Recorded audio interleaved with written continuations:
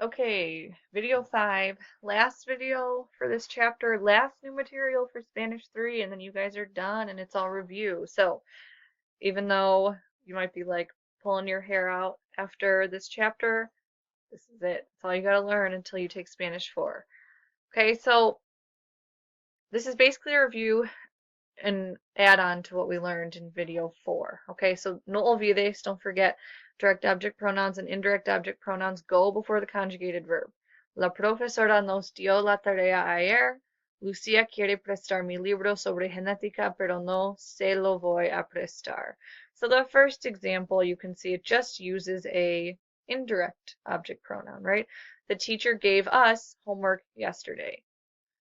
To whom did she give the homework? To us.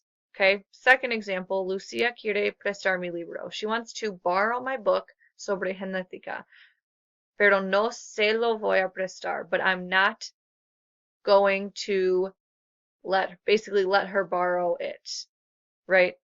Give it to her to borrow. It is lo is referring to el libro, se is like to her, right?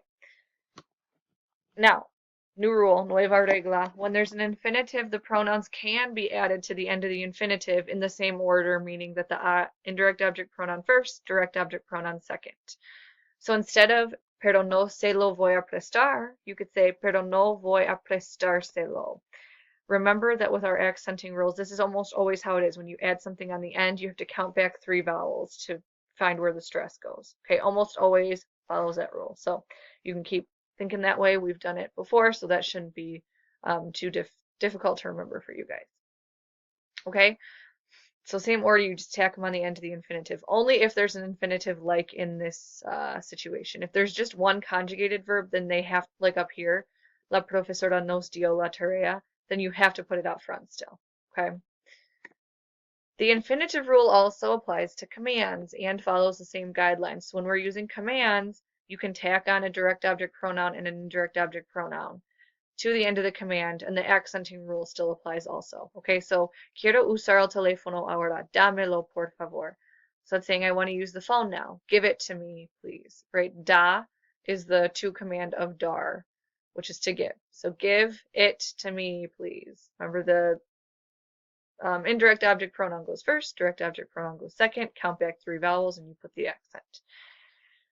Okay, now another example. Díganme la respuesta ustedes. This is an ustedes command, right? Digan is the subjunctive form of decir in the ustedes form, which is also the same thing as the ustedes command if you can remember back to chapter 4. So díganme la respuesta. This is only tacking on one pronoun, and in this case it's the indirect object pronoun, right?